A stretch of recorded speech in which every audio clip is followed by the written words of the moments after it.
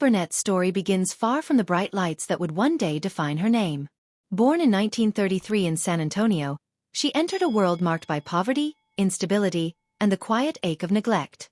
Her earliest memories were shaped by cramped rooms, shared bathrooms, and the unsteady presence of parents lost to alcohol. In those shadows, she learned to listen before speaking, to notice the smallest shifts in a room's mood, and to retreat when tempers rose. Nights often ended in silence, but in her mind, she built entire worlds. A fictional twin sister, Karen, became both her confidant and her first stage partner. The sound of coins in her pocket meant a brief escape to the movie theater, where stories on the big screen taught her timing, expression, and the rhythm of laughter. The glow of those films followed her home, even to the dim corners where mice rustled in the walls. Her grandmother's voice, steady and warm, offered another kind of music, one that wove itself into her own. Beneath the harsh words of her mother, she stored away a private determination. A seed of resolve began to grow, quietly promising that there was more ahead than these narrow hallways. She could not yet see it, but the path was forming. Each day in that small boarding house shaped the performer she would become. It was survival but also the first act of something extraordinary. Years later, that quiet promise found its first chance to breathe. At UCLA in the early 1950s, Carol stood at the edge of her future without knowing which way it would turn. A faculty party, an improvised comedy sketch, and the laughter of strangers created a moment she could not have planned. From the crowd, a wealthy shipbuilder stepped forward with an offer that seemed almost unreal. $1,000 to pursue her dreams in New York. No contracts, no guarantees. Only trust. That gift became the bridge between her life as a student and her life as an artist. New York was not easy. Small apartments, odd jobs, and the weight of proving herself pressed against her daily. But each step, however uncertain, pulled her closer to the stage.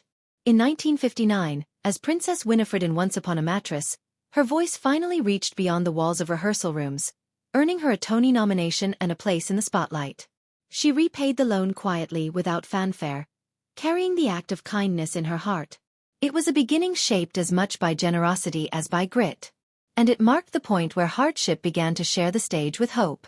Under the bright stage lights, Carol Burnett seemed untouchable, a figure of laughter, wit, and grace. Yet behind the scenes, the pressure of success pressed harder with each passing season.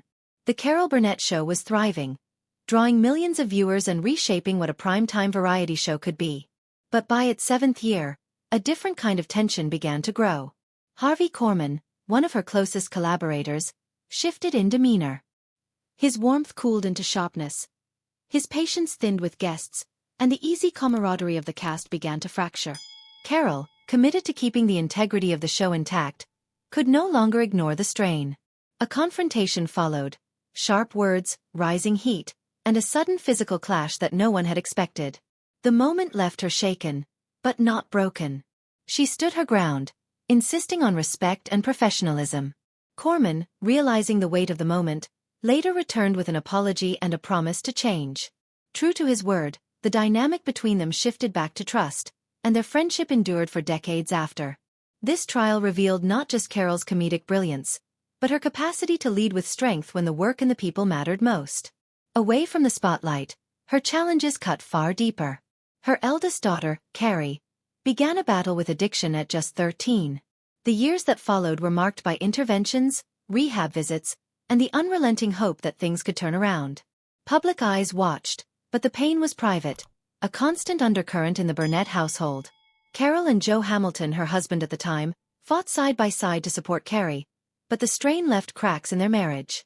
By 1984, after nearly 20 years together, the weight of it all brought their relationship to an end.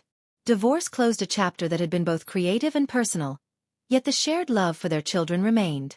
Carrie's journey continued, evolving into a life of advocacy and service. Together, mother and daughter traveled to the Soviet Union in 1988, helping to establish Alcoholics Anonymous groups in places where such help had never reached before. It was a mission born from struggle but carried out with hope. For a time, it seemed the darkness had lifted. But in 2002, tragedy struck when Carrie's life was cut short by cancer and pneumonia. It ended, yes, but not without meaning. Her work lived on in the countless lives she had touched. Professional relationships, too, carried their own complexity. After her divorce from Joe Hamilton, Carol's ties to Mama's Family, a show spun from her own iconic characters, began to fade. Vicki Lawrence, once a trusted collaborator, felt the distance grow. The separation was not public spectacle, but it was deep enough to leave its mark. Hurt feelings and unspoken misunderstandings built an invisible wall between them. Seeking peace, Carol stepped back from Hollywood altogether, retreating to Maui and a life of quiet. 4 years, she kept her distance from the industry, choosing solitude over confrontation. Time passed, and the rift remained. It was not until Hamilton's death in 1991 that the slow work of healing began. Conversations were cautious, trust rebuilt in measured steps. Decades later in 2023, the two women found themselves side by side once again. Not as they had been before, but with a renewed understanding. Sometimes, goodbye comes with gratitude. And sometimes, the return is softer, but no less true. The turning point in Carol Burnett's journey came not through the heights of fame, but through the quiet shifts that followed personal loss and professional change. The end of her marriage to Joe Hamilton had already redrawn the map of her life, yet the aftershocks were still unfolding. In the wake of the divorce, the once seamless connection between Carol and Vicki Lawrence began to fray. Mama's Family, born from Carol's own characters, had taken on a life of its own, yet the creative bond that had once been a constant now felt distant.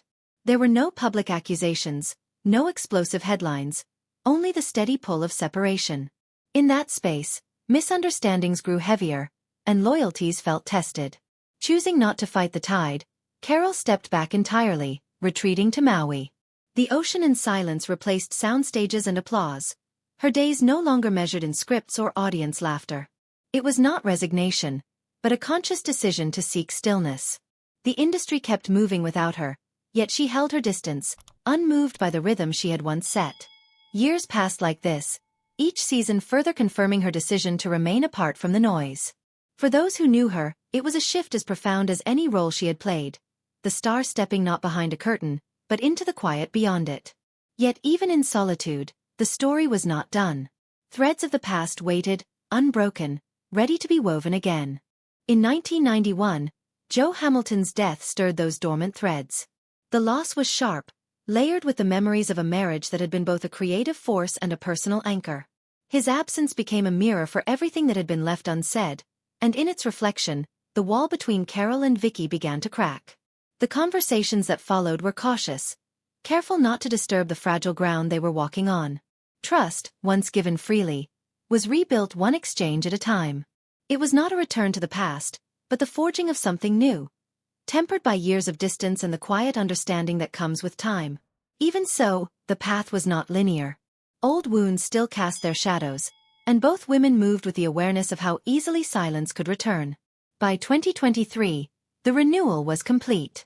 They stood together again, not as they had in the whirlwind days of variety television, but as survivors of their own separate storms. The years apart had not erased their shared history. Instead, it had deepened it, giving their reunion the kind of gravity only time can bring. This was not the triumphant comeback of scripts and spotlights, but the quieter victory of reconciliation. It was the kind of resolution that did not need to be announced. It simply existed, steady and real. Amid these personal turns, Carol's work began to reflect a different energy. No longer chasing the pace of weekly variety shows, she stepped into roles with a deliberate calm. There was no need to prove herself. The work spoke quietly, yet with precision. Her return to television in her 90s carried the same spirit. When she appeared on Better Call Saul, her presence was woven into the story's very fabric, not as a nostalgic nod but as a vital part of its closing arc. The performance was measured, layered, and entirely hers. The same was true with Palm Royale in 2024, where she leaned into comedy once again, sharing the screen with younger actors while holding her own as an equal. These roles were not about reclaiming a spotlight. They were about choosing it on her terms. Each performance seemed to carry the years behind it, the early poverty, the breakthroughs, the losses, the reconciliations, all distilled into a kind of artistry that only comes from living every shade of a life.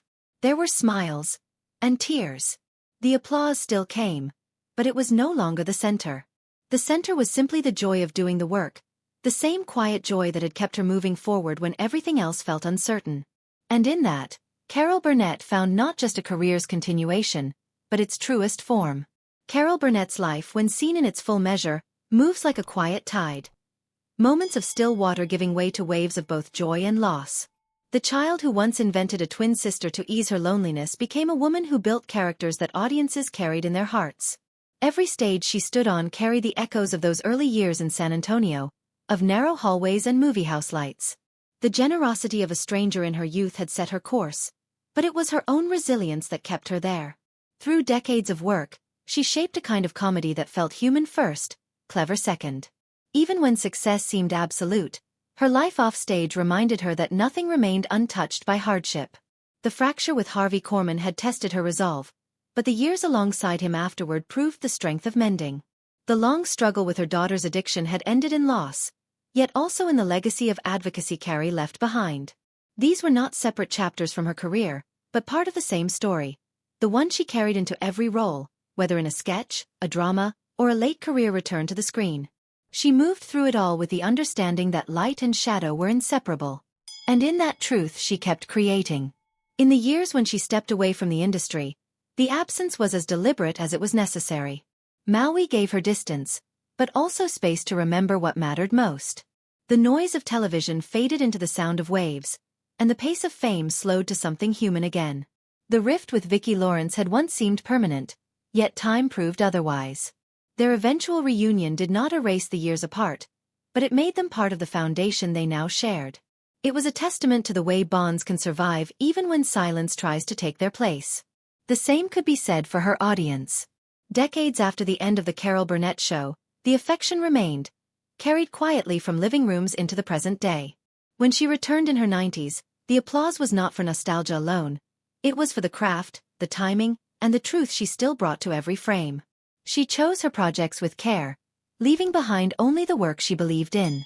And with each choice, she showed that longevity in entertainment was not about holding on to the past, but about meeting the present with the same curiosity that once carried her from that boarding house to Broadway. Even now, her story holds its shape through the balance of its opposites. The early years were marked by scarcity, yet they gave her a wealth of imagination. Success brought acclaim, but also conflicts that demanded as much courage as creativity. Love came in many forms: partnerships, friendships, the bond with her children, and each carried its own risks and rewards. Loss was unavoidable, but it never came without meaning. In the quiet aftermath of every change, Carol Burnett found a way to keep moving, to keep working, to keep giving. The applause she hears today is not just for the laughs she delivered, but for the years she has lived fully in view of the world, letting both her triumphs and her trials be seen. Sometimes, goodbye comes with gratitude. And sometimes, the story that follows is just as rich as the one that came before. It ended, yes, but not without meaning. In every way that matters, Carol Burnett's presence remains.